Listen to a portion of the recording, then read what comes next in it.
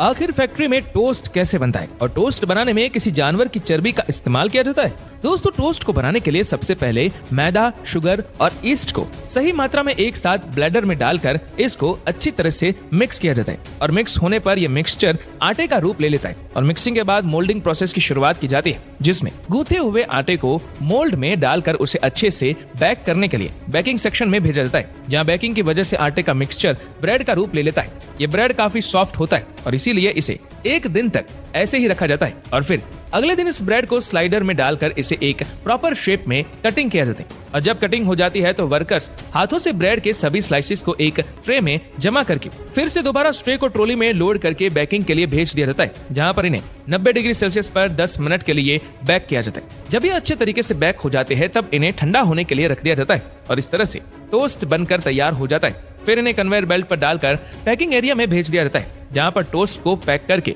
Market में बेचने के लिए भेज दिया जाता है। दोस्तों, ये तो हुई टोस्ट बनने की प्रोसेस, लेकिन क्या आप जानते हैं कि जिस मैदे से टोस्ट बनता है वो मैदा आखिर कैसे बनता है? तो शायद आपको जानकर हैरानी होगी कि मैदा उसी गेहूं से बनता है जिसकी बनी रोटियां हम सब खाते हैं और जिसे हमारी सेहत के लिए बहुत अच्छा माना जाता है। तो सबसे पहले गेहूं को साफ करके सूखे गेहूं से मैदा बनाया जाता है और इसके लिए मैदा मिल होती है। मैदा बनाने के लिए सबसे पहले मिल में गेहूं की ऊपरी परत यानी कि गेहूं के छिलके को हटा लिया जाता है। गेहूं के छिलके में मौजूद फाइबर और पोषक तत्व इसी ऊपरी परत के साथ अलग हो जाते हैं और ऊपरी परत हट जाने के बाद गेहूं के बीज का सफेद हिस्सा बचता है और ऊपरी परत हटने की प्रोसेस में गेहूं मोटे टुकड़ों में टूट जाते हैं। इन टुकड़ों में से भूसे को निकाल लिया जाता है और ये बचा हुआ कण सूजी कहलाता है, यानी कि गेहूं से मैदा बनने की प्रोसेस में पहले सूजी बनता है। इसके बाद आखिर में गेहूं से इन कणों को अच्छी तरीके से पीसा जाता है, जिससे ये सफेद पाउडर में बदल जाते हैं। यही सफेद पाउडर मैदा होता है, जिससे हम कई प्रकार के व्यंजन को बनाते हैं। तो दोस्तों, मैदा बनने की इस प्रोसेस से ही आपको अंदाजा लग गया होगा कि भले ही मैदा